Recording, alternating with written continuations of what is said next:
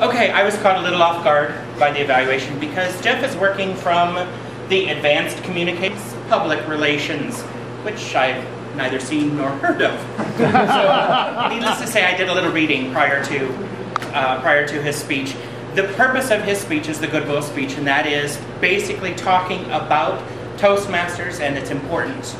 The guidelines that it gives in here is a speech of goodwill on behalf of Toastmasters, and to use those words, Toastmasters, in the introduction, throughout, and in the closing, primarily.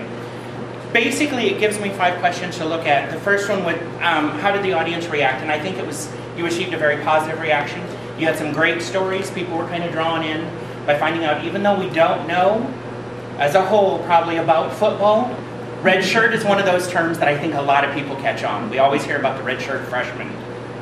Want the red-shirted freshman, not we get the idea. So carrying it through to those stories was really great, and it kind of brings the people in, makes it very interesting, because you're admitting that you're outside your comfort zone when you're talking about a sport you aren't familiar with.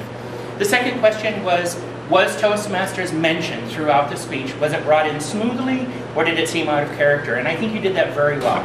With the Toastmasters, everything was very conversational. Just kind of flowed right into the importance of Toastmasters, how it helped you, and then in the closing, you brought it back to how you came back to Toastmasters to get a refresher course, so to speak, in the field of speaking.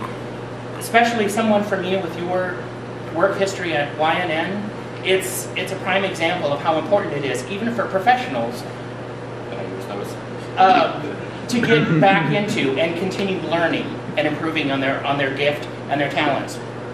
The third comment was the information that you presented valuable to the people, and I believe it truly was. Everything you provided was basically kind of bringing everybody back to, don't forget about this.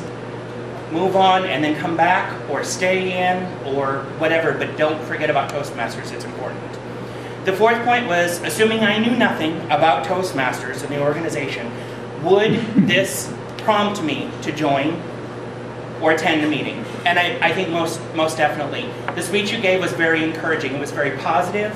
It showed all of the best points about Toastmasters and everything that it involves.